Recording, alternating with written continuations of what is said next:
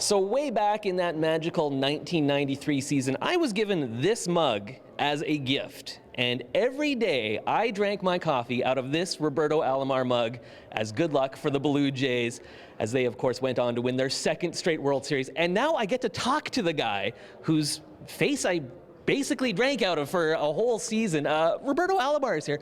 Thank you so much for coming to Saskatoon, and thanks for taking a few minutes to talk to us, Roberto. Welcome. Well, thank you, and it's nice to be here with you. It is so great to chat with you. I'm guessing everywhere you go at an event like this, people want to talk about those seasons in particular, 1992, 1993, your home run off Dennis Eckersley, things like that. You probably can't go around the corner without someone wanting to ask you about these things. Yes, it is the truth. You know, a lot of people want to talk about the 1992, 93. They want to talk about the home run against Eckersley.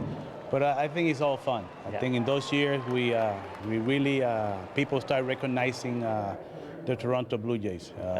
We represent Canada every day that we play in the United States. And those years were great, and people are still talking about it.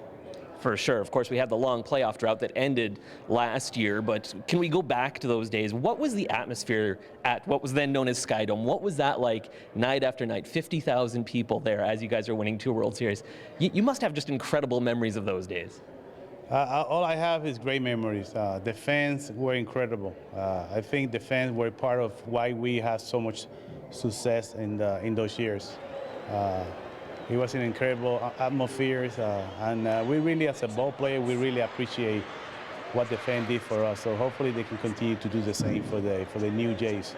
Yeah, absolutely. Things certainly have been turning around for them the last couple of seasons. Now, a lot of people watching might not remember that you actually played for several teams in your career, but you did, when you went into the Hall of Fame, you went in as a Toronto Blue Jay, the only Toronto Blue Jay in. Why was it important to you to go in as a Blue Jay? Well, it was important because that's who I had the most, as a teamwork, we won 2 World Series. We had the most success. And Toronto is the one who gave me the opportunity to play every day. And I really, I think the Toronto fans deserve me to be a part of the Hall of Fame wearing the Jays hats. And they gave me 3 choices. They gave me Cleveland, Baltimore, and Toronto. And right away, I say, I want to go as a Jay, and it was a great experience. Had the chance to be in the podium in the Hall of Fame, representing Canada, representing the Jays, representing the Puerto Rican people. And when I was doing the speech, it was an emotional speech because I had the chance to see my family in front of me, and it was a special day. And of course, you come from a baseball family. Of course, your father, your brother, great Major League Baseball players. You actually got to kind of grow up in Major League clubhouses because your dad was a player. That must have been pretty cool. And do you think that helped you along the way to becoming a Major League player yourself, getting to know that atmosphere at such a young age? Yeah, that helped me a lot because I had I knew a lot about baseball. My dad used to take me to the clubhouse. I knew what the players used to do, so it helped me a lot. But on the other hand, it was a challenge for me because people, having a dad that plays the game, was expecting me to do the same, be good like him, and so it was a little challenge in my life. Absolutely. Well, let's talk a little bit, we'll shift gears about why you're here. This is obviously a very good charitable cause, helping kids out, helping kids to play sports. You're here for the Canadian Tire Golf Tournament. I know this is something else that's important to you, making sure young people have those opportunities. Yeah, it is really important to me. When I was in Puerto Rico, I didn't have almost nothing, so I know what it is to give back.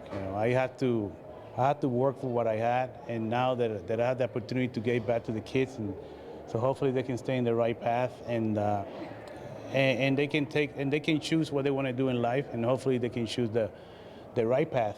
So I'm here to help. I'm here to always to be part of charities, and Canadian Tire invited me to be here, and why not? Just here having fun with the people, and hopefully we can raise a lot of money.